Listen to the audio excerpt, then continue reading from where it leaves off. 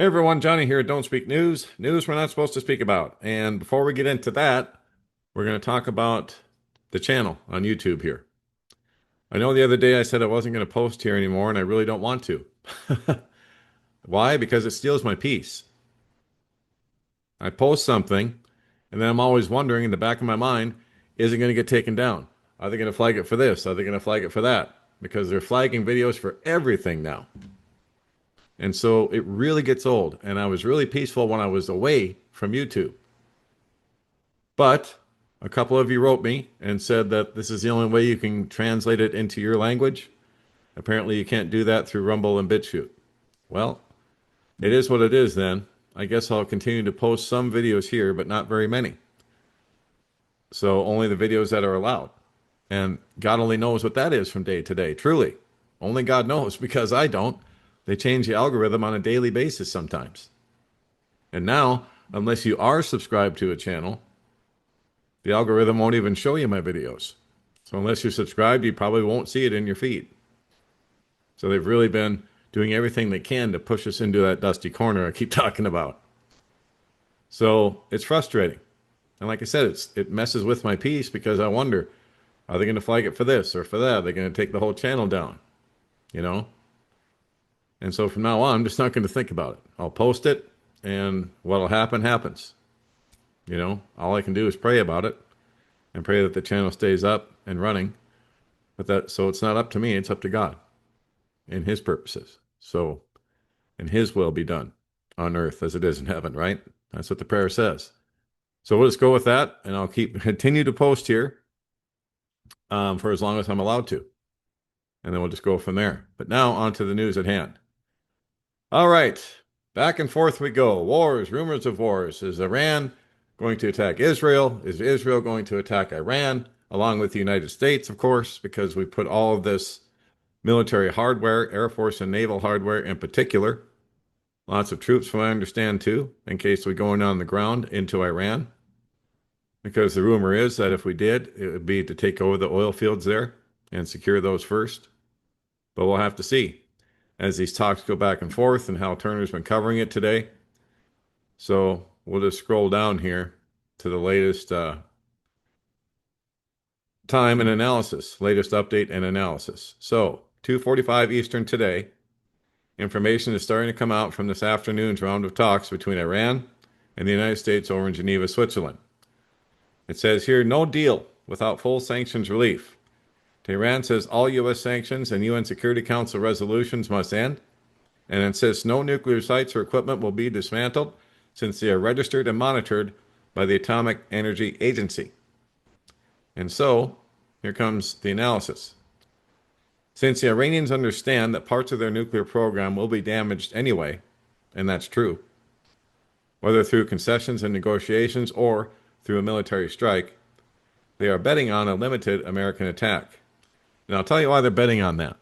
Because Israel themselves, their own Mossad, came out and said that the U.S. only has about a week that it can intensely attack Iran before they run out of ammo. And then at that point, all bets are off, right? So the United States cannot sustain a long-term air campaign against the Iranians. And then at that point, going in on the ground would be pointless because you just, you'd have no air cover because you have no ammo. So that's what the Israeli intelligence is saying, that the U.S. can only keep this up for about a week, maybe 10 days to 2 weeks if the attacks were not that intense. But shock and awe campaigns, forget it.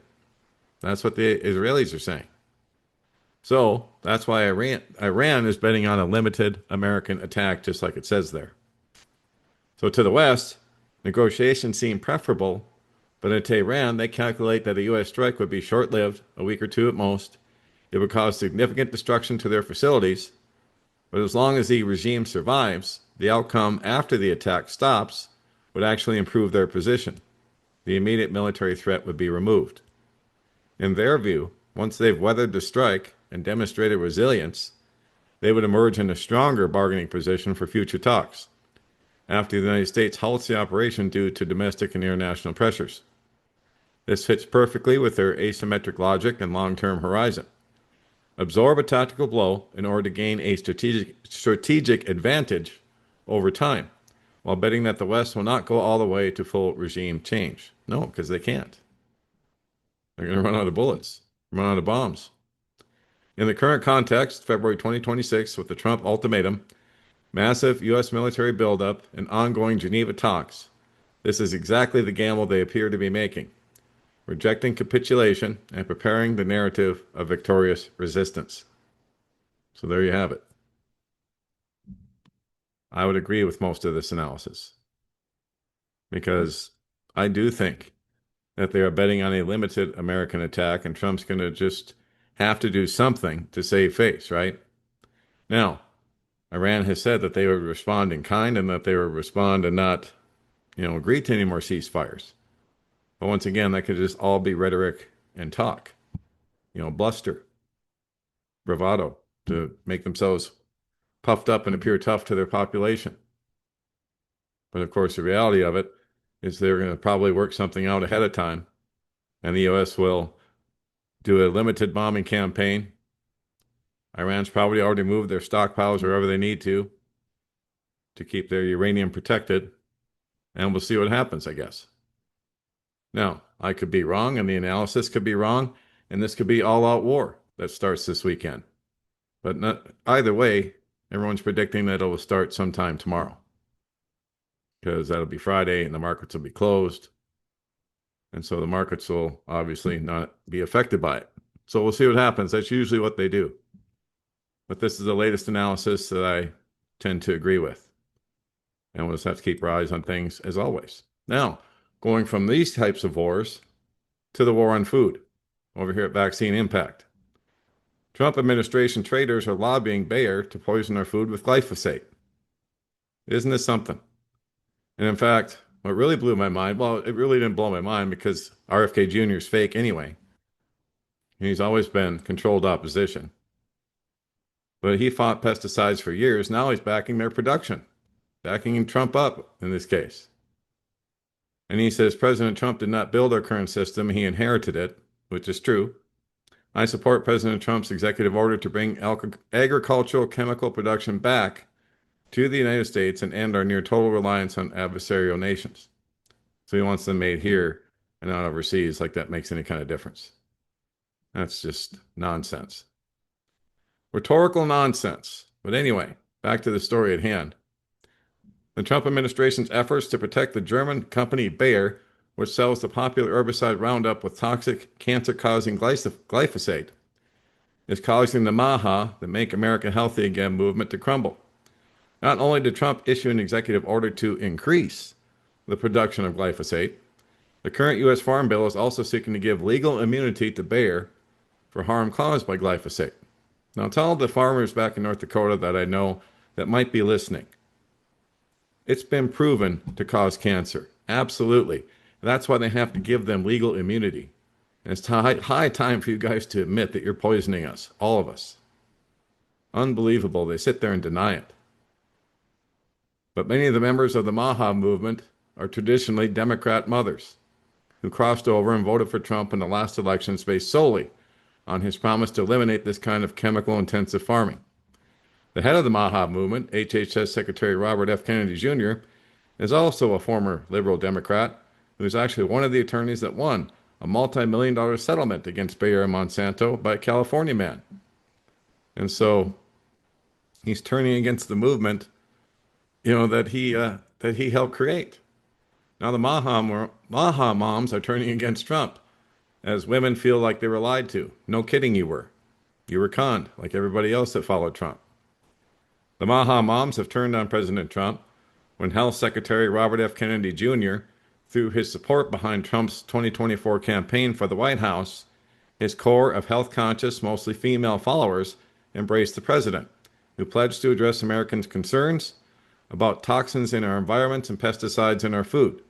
Some of the women who call themselves the MAHA moms after Mr. Kennedy's Make America Healthy Again movement abandoned the Democratic Party to vote for Mr. Trump. But when the executive order Mr. Trump issued Wednesday to increase domestic production of glyphosate, a widely used weed killer and possible carcinogen, that has been the target of thousands of lawsuits, including one brought by Mr. Kennedy, stunned and infuriated the activists. It now threatens to turn the brief Maha-Trump marriage into a divorce. Women feel like they were lied to. The Maha movement is a sham. Of course it is. It always has been. It was always a Trojan horse to get you all sucked into it. And then once they had you all sucked in, they pulled the rug out from under you, like they're doing right now. He says, how am I supposed to rally these women to vote red in the midterms? Question mark. How can we win their trust back? I'm unsure if we can. No, you can't. It's over. One of the leaders of the Maha movement is Zen Honeycutt, the founders of Moms Across America. She was recently interviewed by Jimmy Dore, where she reported on how most of the glyphosate is currently manufactured in China, and that 80% of American genetically modified crops are sprayed with glyphosate are actually exported to Asia as animal feed. And so there's an interview right here embedded into the website post, and I will put the link up as always. But I think you get the point. The Maha movement is nonsense, complete BS, and the Trump administration are a bunch of liars. And they're working for Big Ag and Big Pharma, as you can see. I just showed you the other day where the FDA says they're embracing the mRNA vaccine platform across the board. So that's what they're going to do moving forward. And we see what they're doing to us right now. So, wow, for all those who took them. Now, this story, also something I can't speak about here, so I'll just show it to you. About leaked CIA documents reveal that the U.S. government pumped mind-controlled drugs into millions of you-know-what, and along with food and the water, soft drinks, all kinds of things. So, and they're still doing it today. Don't think that they stopped because MK Ultra was uncovered. They just change the names and keep on going. So, and everything's, compartmentalized, and, it has different working parts, and nobody knows what the other side is doing. So this is still going on.